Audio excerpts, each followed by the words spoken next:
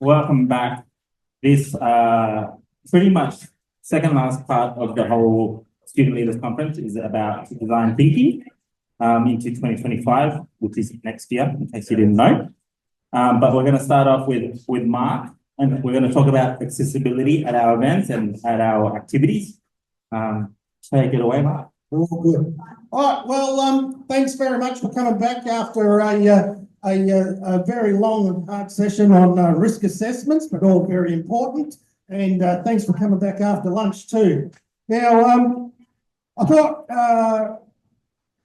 the best thing to do in the next 20 minutes is to probably start by talking about myself and what I bring to the discussion and of these 2 days. So when I was born, when I was a little baby, my mother thought I was deaf. And I lived, I grew up struggling through school. And I think when I was about 6, I had grommets put in my ears. Never really great at sports. Always the last one to get picked on the team, or I should say the last one to get picked to a team. And I think that probably carried a little bit of that through into my adult life. But really, I've turned out all right, so don't worry too much about me.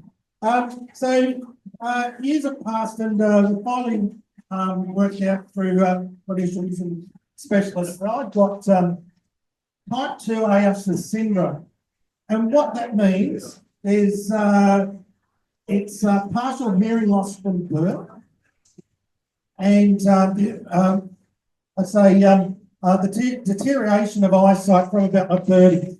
So how I experience the world, I just want you to just close your eyes for a minute and just imagine looking into the bottom of a swimming pool and seeing the ripples on the floor of the swimming pool. And then those ripples are neon and they're flashing whether my eyes are open or closed. Then put 2 toilet roll holders over both of your eyes, and that would be my usable vision. Now, it's not to say I experience black blindness on the outside of that, on the outside there. It's more like if you're watching a TV and you see the video footage, and you know how it doesn't fill out the screen properly, and on the sides, it's a bit blurred out. And then put a curtain over the top of that. And then for my hearing, I probably would say, to oversimplify it, got 2/3 hearing, and then there's the difference between, without the hearing aids, the difference between hearing, the difference of fun and sun. Now, with the hearing aid, it's great. I can pick up a lot more detail. It means I'm not as tired at the end of the day from really listening in, but it does, technology is great, but it does come with a few little extra complications in terms of, I do get a lot of squelching. I've got squelching in my hearing aids right now. It's, I sort of play around with them to get it right. And I'll also, a lot of times I'll hear conversations over the other side of the room when I'm trying to focus on conversations in the centre. So, why am I spilling my guts about my life story to you? The point I wanted to make is that you're not necessarily going to realise that people around you have disabilities and long-term health conditions. So the purpose of my little talk today is to make you go away and think how you can make your club or society, not just events, but your clubs and societies more accessible. Now, I think some of you are already doing a little bit in that space, and congratulations to you. It's really appreciated. But I also don't want you to think that this is another layer of compliance, because that's not what it's about. It's about being better organisations and being more inclusive. You know, to have a disability can be quite isolating, and also for people that want to get out. I mean, even myself, I present pretty well. I can move around without tripping over too much. But it does mean But if I want to go anywhere in the evening, I've really got to think about it, and sometimes it just can be a bit like, oh, it's just too hard. You know, I don't know the space I'm going. I don't really know people.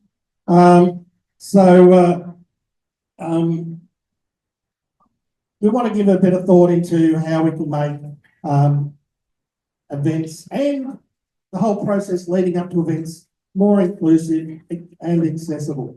So we've got a few slides here which I'll loosely talk around. What is accessibility? Institute Club Societies, why they're important. Sorry. So I think I've spoken about there. It's just the general ideas on I think you all pretty much know to make your club and society and the events that runs more inclusive, equitable, is going to make for a better organisation. Now, if you change to the next slide, thanks, Chris. So, why is and that's the one with the numbers on it? Yeah, that's yes, the understanding. Thank you.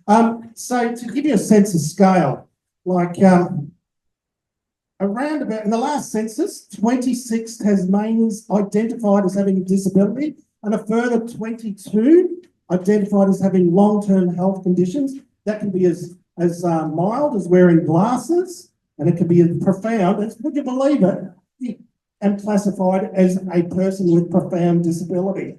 I kind of feel a little bit uncomfortable with that label, but that's where the statistics have me.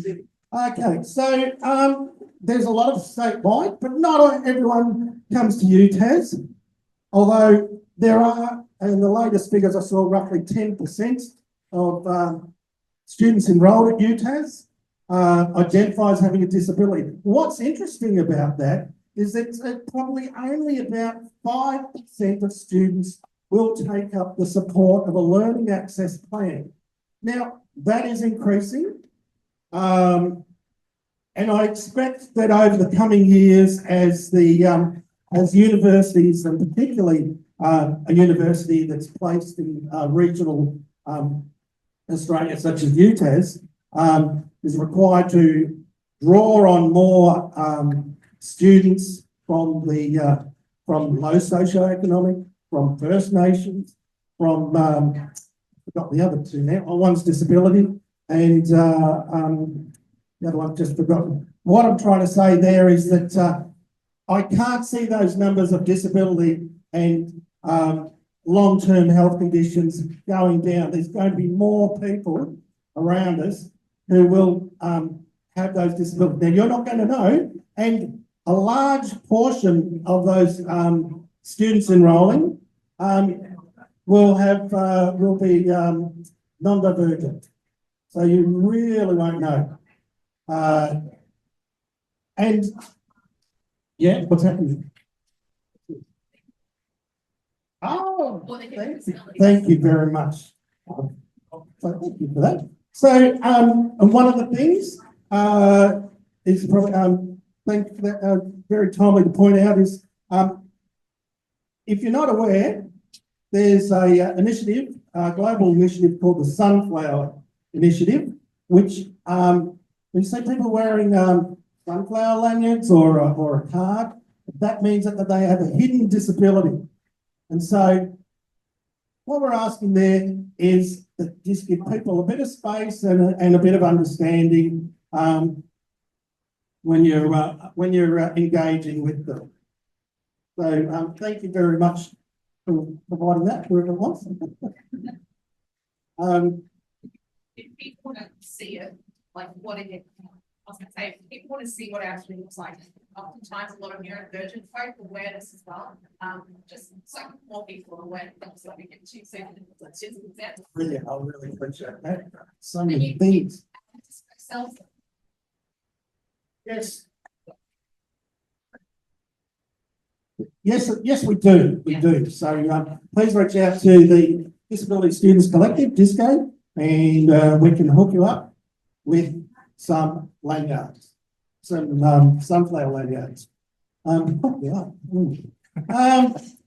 right. So what else was I going to talk about there? students with disabilities, like I said, disability effects. So, yeah, if you, Sorry, another, thing, it's, disability affects all of us, I just took either upstairs. directly or indirectly. So we know that roughly 85,000 Tasmanians are carers, are unpaid carers. So it's straying off the core of accessibility, but it just wants you to think about understanding and how you can be more welcoming to people with other sorts of pressures in their lives. So, yeah, 85,000 unpaid carers, and we know that of carers in general in Tasmania, 30% of them have disabilities. So isn't that something to sort of wreck your head a bit like, wow. So you might think looking around today that, yeah, look, everyone's sort of pretty mobile. Mark's up there, he's told his story. I bet you there's probably a few neurodivergent people in the crowd. But I really want to drive that point home. Disability and long-term health conditions will, if it isn't already, directly affect all of us in some way. Righto. So, Chris, if you could go to the next slide, see what I've said there.